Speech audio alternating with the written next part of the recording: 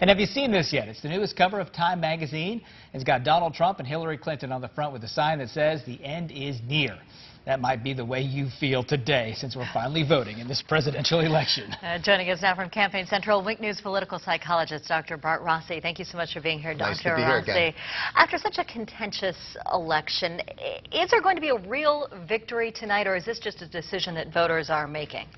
Well, I think it'll be a real victory for the people that are on the winning side. But I would really call it more of a marginal victory, because it's not like the Super Bowl, you know, where someone's a clear victor here. I think the country's, divided, and they have a lot of issues out there. So I do see it as a new beginning, though, for the president-elect. They're going to have an opportunity to define themselves in a new way.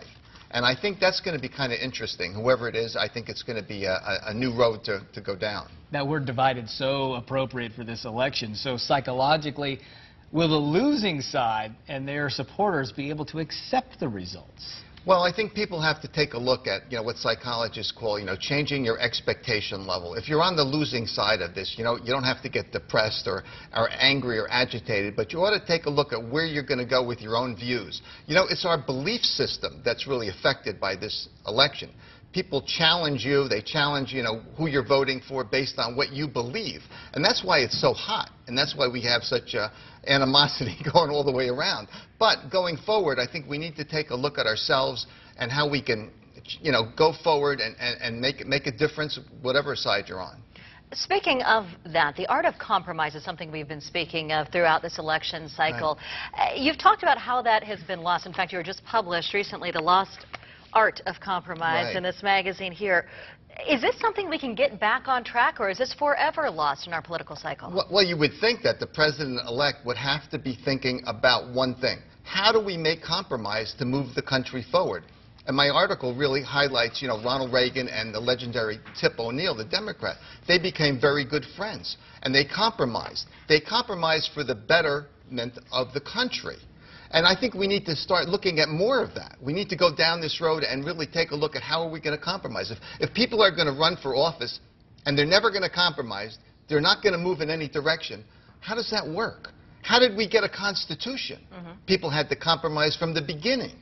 So we need to take a different look about how we're going to go and present ourselves. And the president-elect is going to have a real difficult time, but they're supposed to be the leader. This is what they want.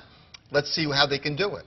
We got to wait till tonight, maybe tomorrow, to know who the winner is. But you've always framed this contest as dueling personalities, and they never changed, the two candidates, really who they were and how they presented themselves. No, and we can talk more tomorrow about the winner and which personality really dominated and won this election. But you had Donald Trump with the authoritarian personality. He didn't waver, and you have to give him credit for being who he is. And on the other side, you had Hillary Clinton, who, even though she had this cloud over her head of emails and believability, she presented herself in a together mode. And we're going to see which personality resonated and really connected with voters and made a difference. And we can talk about those traits tomorrow. We're seeing in this election more split voters, households divided than any other election in history. We're seeing a lot of friendships divided as well. How do we come together on social media and in real life after this dividing election? Well, I would think that people are probably better off looking at both sides of all of the issues. We have too many people now, I think, that are just fixated on one side, their side, on the left, on the right. And really, in reality, in everyday life, everybody makes compromises. Everybody makes deals with, your husband, your wife. And we need to look at both sides of the issue. There's some progressive ideas that make sense. There's some very conservative ideas that make sense. Why are we so one-sided all the time? That's not going to help us go forward. And I think that's what we need to be focused on. All right, Dr. Rossi, speaking of looking toward the future, we'll be talking to Dr. Rossi tomorrow as well once we get those election results in. Very good. It's been one to watch. Yes. Wink News This Morning. We'll be right back. Stay with us.